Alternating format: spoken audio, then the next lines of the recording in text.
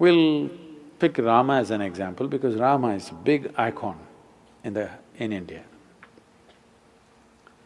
See, he is born as a king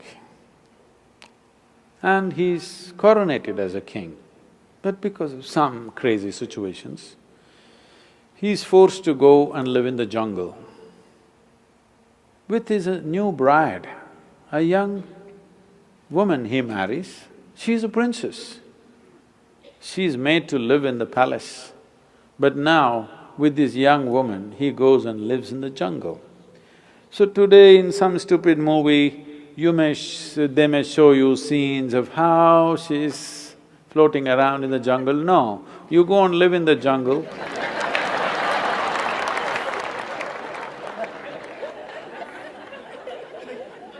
However pretty you think you are right now, 1 month you go live in the jungle, we can't recognize you after that.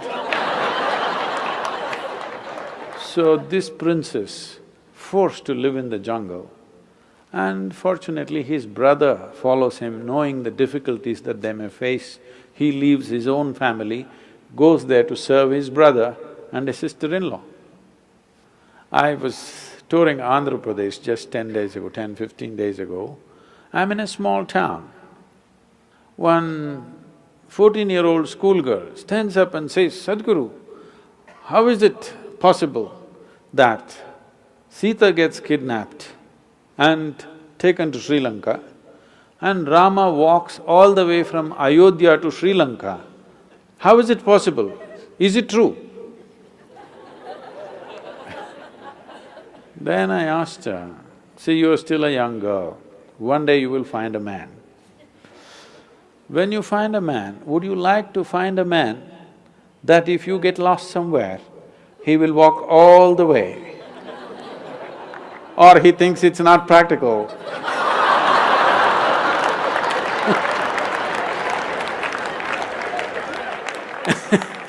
And find a girl next door. What would you like? Even the 14-year-old girl knows she wants a man who'll walk all the way. So, then he went there, collected some Tamil people, built an army. Yeah, it's a Tamil army. Then fought a battle, went to Sri Lanka, burned down the entire city, brought back his wife with great difficulty. In the process, he lost many people who were dear to him, but he brought back his wife. But political pressure became so much, he had to put her through kind of a fire test, whatever, of the day. Then he made her his queen and started ruling the nation. Again, some political situations forced him. She was pregnant. At that time, he had to again send her back to the jungle. No sonogram. So he does not know whether it's a boy or a girl or boys or girls, what. She goes into the forest and delivers 2 boys, twins. Unknowingly, not knowing that they are his children, he fights a battle with them. He could have killed them, not knowing they are his children. If you somehow, so happened by accident, you killed your own children, can't be a worse tragedy in your life, isn't it? Terrible thing to do. He almost got close to it, he almost killed them, but fortunately they did not die in the battle. And then she died in the jungle, never again saw his face. You call this a successful life? I'm asking you, you call this a successful life? No. But we worship him not because he was a super success of the day. Any one of these events happened in your life, most people would be broken, bitter for the rest of their life. No matter what happened, he never became bitter. He never became angry. He never became hateful. He took all the action that he had to take. He fought battles, but never got angry, never became hateful, never became bitter in his life. Though what life threw at him was one tragedy after another, he remained above it. And we worship that because essentially,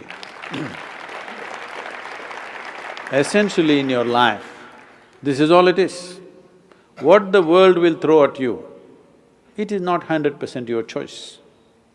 To some extent we can control, that's about it. World may throw anything at you, we don't know what it will throw at you. It may throw disease at you, it may throw death at you, it may throw bullets at you, it may throw shame at you, it may throw all kinds of things. But what you make out of it is 100% yours. Now, this one thing, if you take charge, no matter what world throws at you, you will turn it into your well-being. Then, where you go, what kind of situations you live, whether you go to heaven or hell, doesn't matter because whatever is thrown at you, you know you will turn it into well-being. This quality is what we are worshipping. This quality is what is worth worshipping because this is true with every one of us. If world throws nastiness, you will become nasty. World throws bitterness, you will become bitter.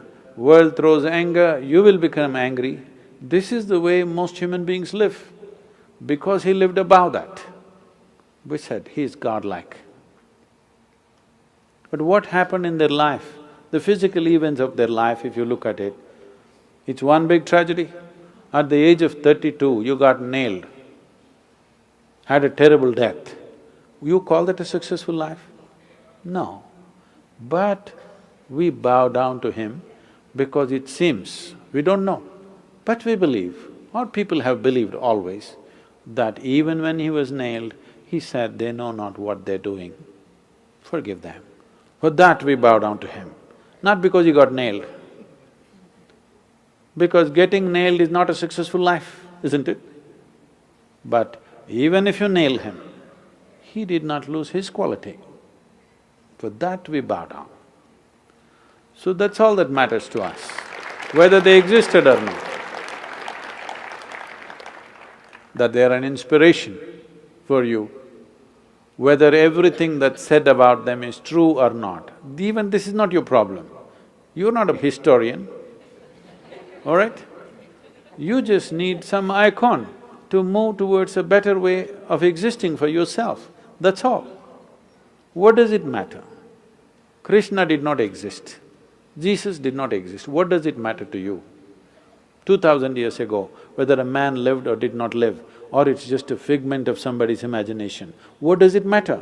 It is the quality that matters, isn't it? We recognize these qualities as great qualities, in some way trying to emulate them to whatever extent one can. That's what we're looking at.